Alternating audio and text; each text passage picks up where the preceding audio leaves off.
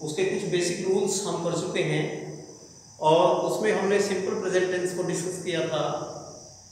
Today we are going to discuss next tense, that is present continuous tense. वो इसमें आज हम present continuous tense को discuss करेंगे कि प्रेजेंट कंटिन्यूअस टेंस में किस प्रकार से वो इसको चेंज किया जाता है।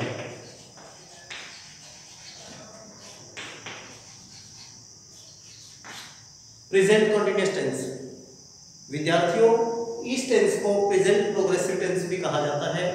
और सबसे पहले मैं आपको ये बताना चाहूंगा कि इंग्लिश के किसी भी सेंटेंस को कब कहा जाएगा कि ये दिया गया सेंटेंस प्रेजेंट कंटिन्यूअस टेंस की फॉर्म में लिखा गया है। अगर इंग्लिश के किसी भी सेंटेंस के अंदर इज, एम और आर हेल्पिंग वर्ब के रूप में यूज हो रही हो और उसके साथ में वर्ब की फर्स्ट फॉर्म के साथ आईएनजी पुट हुआ हो, तब हम कहेंगे कि दिया गया सेंटेंस प्रेजेंट कंटिन्यूअस टेंस की फॉर्म में लिखा गया है। फॉर एग्जांपल, अगर मैं आपके सामने एग्जांपल के रूप में लिख रहा हूं, I am looking at her. मैंने आपके सामने एक सेंटेंस लिखा है I am looking at her. तो यहां पर जब हम इसको देखें तो इसमें एम लगा हुआ है और वर्ब के साथ में आईएनजी पुट हुआ है। यहां पर जो एम है ये हेल्पिंग वर्ब के रूप में यूज हुआ है और यहां पर वर्ब की फर्स्ट फॉर्म के साथ आईएनजी पुट हुआ है। तो इंग्लिश के जिन सेंटेंसेस में इज, एम और आर, ये जो तीन वर्ड्स हैं, जब ये हेल्पिंग वर्ब के रूप में यूज हो और इनके साथ में is, am, are helping verb के रूप में यूज हो और इनके साथ में first form of the verb के साथ आईएनजी लगा हुआ हो, तब हम दिए गए सेंटेंस को कहेंगे कि ये सेंटेंस प्रेजेंट कंटिन्यूअस टेंस की फॉर्म में लिखा गया है। आज हम इसी टेंस को डिस्कस करेंगे कि how to deal the present continuous tense in passive form, कि कैसे इसमें हमें उसको डील करना है। जैसे सबसे पहले मैं अफर्मेटिव सेंटेंस के बारे में आपको बता रहा हूं। Affirmative sentence, present continuous tense में जो अफर्मेटिव सेंटेंस बनता है वो किस प्रकार से बनेगा, क्या उसका स्वरूप होगा। तो इसमें क्या होता है, सबसे पहले हम क्या लेंगे, सबसे पहले ऑब्जेक्ट लेंगे। ऑब्जेक्ट के बाद में सबसे पहले ऑब्जेक्ट लेंगे, ऑब्जेक्ट के बाद में हम लेंगे helping verb. Helping verb, helping verb means is, am और आर। उसके बाद में हम एक एक्स्ट्रा वर्ड यूज करेंगे बीइंग। इसके बाद वर्ब की थर्ड फॉर्म का यूज करेंगे, उसके बाद by as a preposition use करेंगे और लास्ट में हम सब्जेक्ट का यूज करेंगे और लास्ट में फुल स्टॉप आ जाएगा। इस प्रकार से प्रेजेंट कंटिन्यूअस टेंस में अफर्मेटिव सेंटेंस को तब्दील किया जाता है। जैसे मैं आपके सामने एक एग्जांपल अगर रखूं, अगर मैं यहां पर लिख रहा हूं ही इज टीजिंग मी, ये सेंटेंस मैंने आपके सामने रख दिया, ही इज टीजिंग मी। तो दिया गया जो सेंटेंस है ये प्रेजेंट कंटिन्यूअस टेंस की फॉर्म में है, क्योंकि यहां पर इज हेल्पिंग वर्ब के रूप में लगा हुआ है और वर्ब टीच के साथ में आईएनजी पुट हुआ है। That's why we can call it present continuous tense. तो अब इसको जब पैसिव वॉइस में तब्दील करेंगे तो इस फॉर्मूले के अंतर्गत हम चलेंगे। कैसे? सबसे पहले हम ऑब्जेक्ट को लेंगे। अब ऑब्जेक्ट इसमें क्या है, ऑब्जेक्ट इसमें मी है, तो मी का यहां से सब्जेक्टिव केस बनाएंगे और मी का सब्जेक्टिव केस बनता है आई। तो ऑब्जेक्ट आ गया हमारा। उसके बाद में क्या लेंगे, हेल्पिंग वर्ब, और हेल्पिंग वर्ब किस में से लेनी है, इज, एम और आर में से। अब आई के साथ में तीनों में से कौन सा वर्ब होता है, ये कल भी डिस्कस किया गया था। आई के साथ हम हमेशा एम का यूज करते हैं हेल्पिंग वर्ब के रूप में।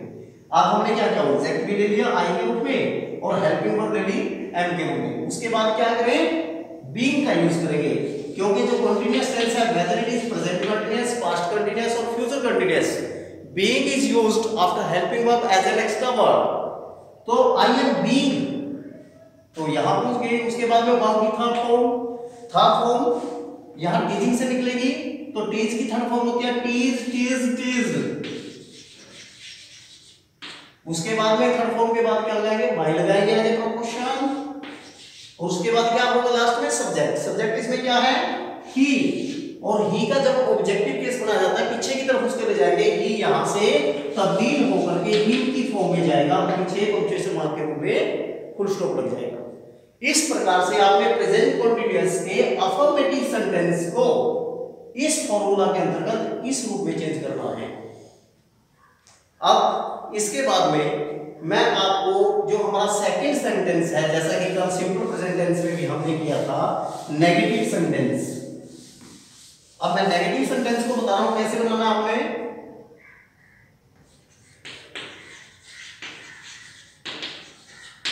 नेगेटिव सेंटेंस जैसे कि इसके नाम में है नेगेटिव मींस नॉट। इसका जो फॉर्मूला होगा पैसिव वॉइस में, जब हम वाक्य को एक्टिव वॉइस से पैसिव वॉइस में ले जाएंगे तो इसका जो फॉर्मूला होगा इसमें थोड़ा सा अंतर है अफर्मेटिव सेंटेंस से। सबसे पहले इसमें ऑब्जेक्ट लेंगे, ऑब्जेक्ट के बाद हम हेल्पिंग वर्ब लेंगे, वही is am are. Helping verb present continuous tense में इज एम और आर। उसके बाद में बीइंग को एक्स्ट्रा वर्ड के रूप में यूज करेंगे।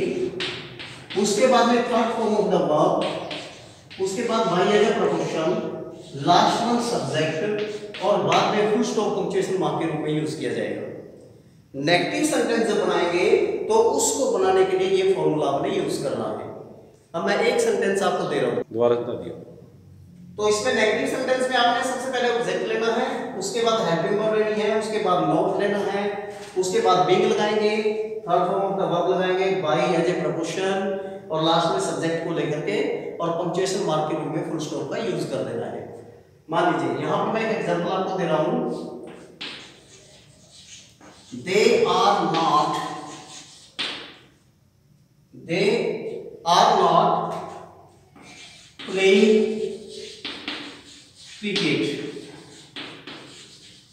अब ये सेंटेंस मैंने आपके सामने लिख दिया गया सेंटेंस नेगेटिव सेंटेंस है because not is used here.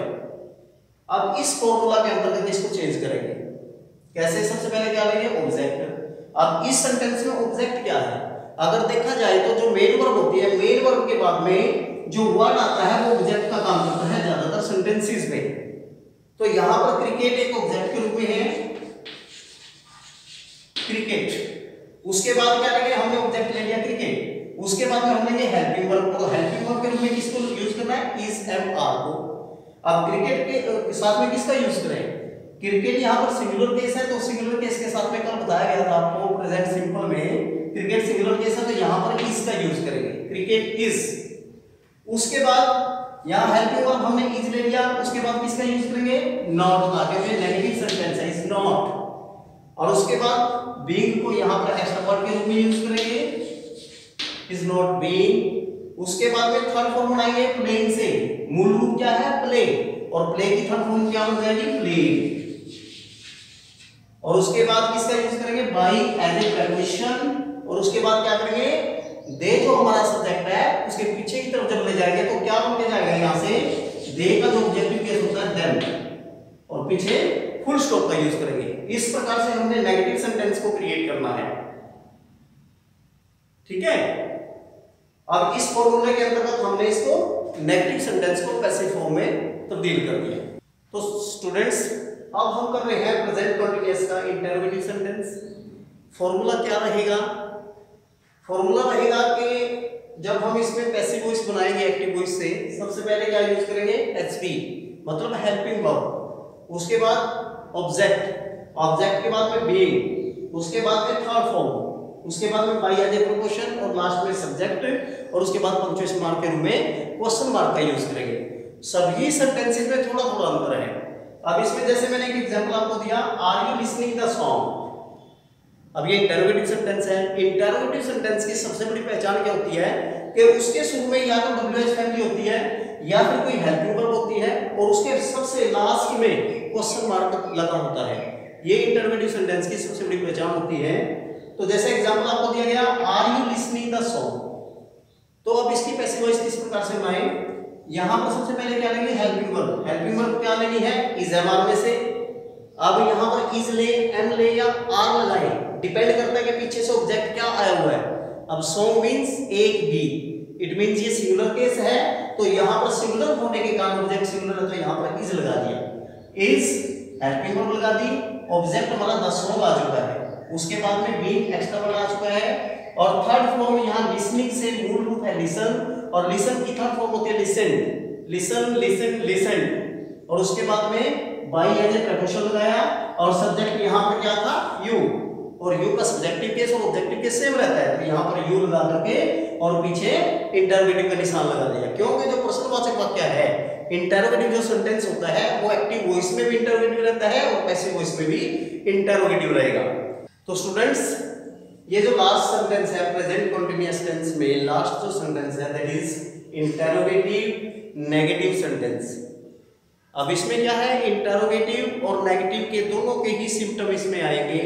कैसे, जैसे इंटरोगेटिव में सबसे पहले क्या आता है, हेल्पिंग वर्ब आती है, और उसके बाद ऑब्जेक्टिव केस, उसके बाद नॉट। ये देखो यहां से ये नेगेटिव सेंटेंस है, नॉट का यूज कर रहे हैं। और इसके बाद में being as an extra word, third form of the verb, उसके बाद में बाई एज ए प्रपोजिशन, और लास्ट वन सब्जेक्ट और पंक्चुएशन मार्क के रूप में साइन ऑफ इंटरोगेशन लगा दिया। अब जैसे एग्जांपल है इसमें, is she not washing her clothes. अब ये इंटरोगेटिव सेंटेंस है और यहां से नेगेटिव है, इसलिए इसको कहा गया इंटरोगेटिव नेगेटिव सेंटेंस, या नेगेटिव इंटरोगेटिव सेंटेंस भी इसको कह सकते हैं। तो जब इसको पैसिव वॉइस में चेंज करेंगे इस फॉर्मूला के अंतर्गत, तो कैसे चेंज करना है, सबसे पहले क्या लेंगे, हेल्पिंग वर्ब लेंगे। तो हेल्पिंग वर्ब कौन सी लेनी है, इज एम आर में से लगानी है, परंतु इज लगाए, एम लगाए या आर लगाए, डिपेंड करता है कि पीछे से ऑब्जेक्ट क्या आएगा।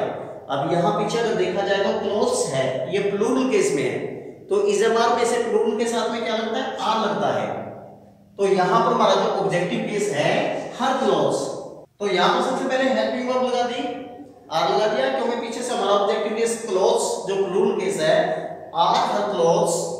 उसके बाद में क्या लगाया, नोट लगाया, उसके बाद में एक्स्ट्रा वर्ड बीइंग लगा दिया, और उसके बाद क्या किया, हमने मेन वर्ब की थर्ड फॉर्म लगानी है, तो यहां पर मेन वर्ब है वॉश, ठीक है, तो वॉश की थर्ड फॉर्म बन जाती है वॉश्ड, और उसके बाद में क्या करना है, बाई एज ए प्रपोजिशन, और उसके बाद में सब्जेक्ट है। सब्जेक्ट हमारा क्या था यहाँ पे, शी, तो शी को जब पीछे ले जाएंगे तो उसका बन जाएगा हर, और लास्ट में इंटरोगेटिव सेंटेंस है तो क्वेश्चन मार्क लास्ट में लगा दिया।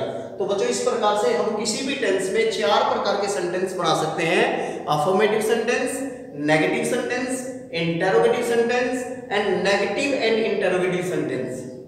तो ये आज का हमारा टॉपिक था present continuous tense. Thank you.